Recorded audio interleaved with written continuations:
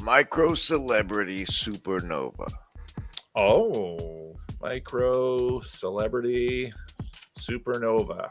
Microcelebrity Supernova. Microcelebrity Supernova. Corn. Yeah, corn. Microcelebrity Supernova. It's probably whatever's nano. We're probably nano celebrities, but that's not as smooth. And so many in the same place, like the Pleiades cluster, like closing in on itself, was pretty stellar. So there's the supernova part, right? Nice.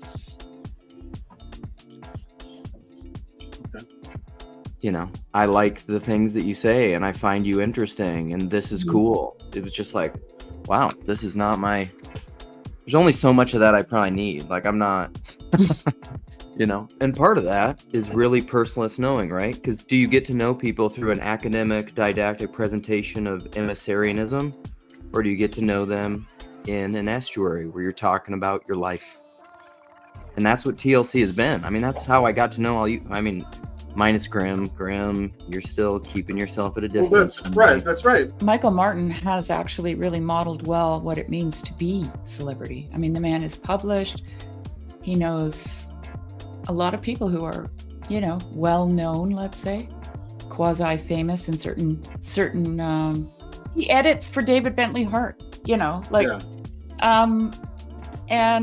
But Michael has always remained very, very grounded and part of community, and that's always been a strong point for him. Like, Michael never feels, to me, even in the online interactions, like I first actually met him through Meditations on the Tarot, and he quickly set me at ease.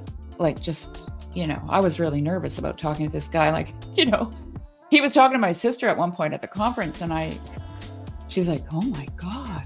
He said, "Yeah, there's like the Alexandrian library in there, just so you know." He's just very real. And I think that's, at least for me, that is, it's possible. It's possible to stay really real. And I think it's actually necessary. Like when we sequester ourselves off, like not having the speakers in the estuary groups, for example, we do these, I don't know, social protocols or social etiquettes that we think are, should be. Those are things we can break down fairly quickly and fairly easily and allow for true community and true communion, So, yeah. So one of the things that we're sort of trying to, what's the right word? We're trying to benefit from the dynamics of celebrity, which is an extraordinary giftedness that requires certain platforms and forms for distributing the gifts to a broader group, while also trying to mitigate the reality of celebrity, which is a lot of the nasty things that come with it. And I think actually this conference did that really well. And I could see Jordan Peterson, John Vervaeke, Jonathan Peugeot easily operating well in an estuary context. Yeah, I agree. Well, that's the humanizing part of it. Like, I think it would be nice for them too. Like, don't you think? I think it would. Yeah.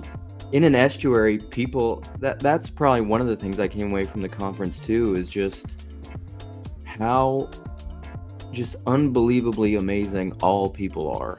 Mm-hmm. They're really amazing. Like, I don't know, I think Jordan Peterson has said that before. Like, if you find someone boring, the problem's you. And estuary brings that out. If you're really present with someone, listening to them talk about their lives, they're unbelievably amazing. Well, now I see him on Twitter, and I see him in the comment section, and a lot of people who are very low in agreeableness are drawn to this space. It's one of the things I noticed right away with the Jordan Peterson meetups. And people who are low in agreeableness, the way those people work in, you ready to come back in, Grizz? I was wondering if Living Stones had a bathroom. Oh, did you find it? No. across the sanctuary. Don't pee in the urinal. There are a lot of disagreeable men in this space, and they say what they think, which I personally love. I don't care if a man says all kinds of shit to me. If I have a sense that they're speaking truthfully to me, honestly to me, I'll bypass all the insults. I don't give a shit about that. You But I handled want that to very well in the Jacob live stream, by the way, Paul. Yeah. I get people threatening my life on a regular basis. Part of the intensive estuary process allowed even highly disagreeable people to show another side, often show a soft side. I think people are disagreeable when it comes to ideas, but when they're with other people, what are you going to argue about? When someone's talking about their life, their testimony, this is the rando's heart. What are you going to argue with? Or you're giving them a hug? It's like, you know what I mean? Like, it's yeah, I was just mentioning this on the Grail Country Discord yesterday. You know, I'm really asking the question, how do we get out of the head space in a virtual space? And well, I'm a woman, okay, so how do we get into the heart and out of the head? Because that's where the arguments happen, right? The arguments are coming out of, you know, and I actually think most of them are misperceptions, you know. That's why people end up having to define their words and, you know, get into the nitty gritty of the thing. We need more stories, we need more poetry, we need, you know, and you let that just, you know. What I mean by iconic thinking. It's creating a space in a world that has lost its ability to commune. I don't think estuary would take off the way it is if we didn't live in the times we live in. Like, people have actually stopped talking to each other because they're afraid to reveal their party affiliations, how they feel about the climate crisis, what the vaccine meant. You know, like, there's just so many dividing lines in our culture today that nobody can openly speak to each other. They talk about the weather, right? Estuary is like a service. You're providing a space for people to think. It's like a food bank. You never saw people go so deep before. People are being healed. And I don't know if they know that that's happening to them, right? But that is what community and communion, true communion with other people does. It heals us. And as far as I'm concerned, that is what God is doing. So, yes, Nate, religious. I agree with you. But then again, back to what I said earlier, we all have our own perceptions of these words, right? We're dealing with a culture that has turned to secularism because they couldn't stand a lot of religious bullshit. Mm. And so, I mean, someone could ask, does estuary belong to the domain of therapy? I've always said estuary is church adjacent.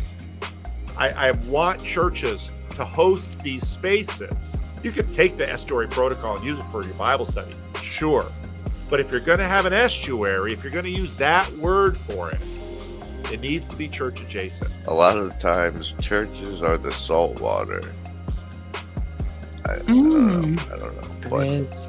Listen, for millennia, human beings gathered around a campfire and told sacred stories.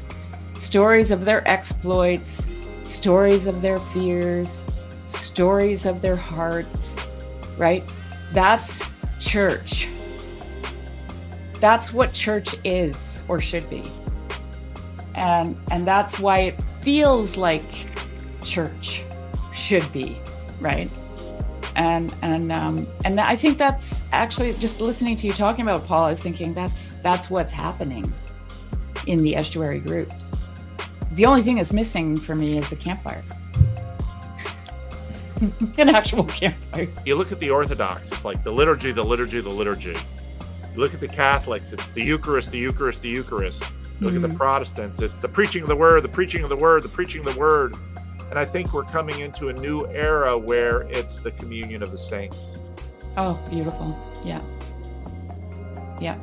We're working our way through the Apostles' Creed. Perfect. That's very good. The leaves are for the healing of the nations. Church is not a building. The church is not a resting place. The church is the people. It's the little song you learned when you were a kid, if you were anywhere around church. Yeah.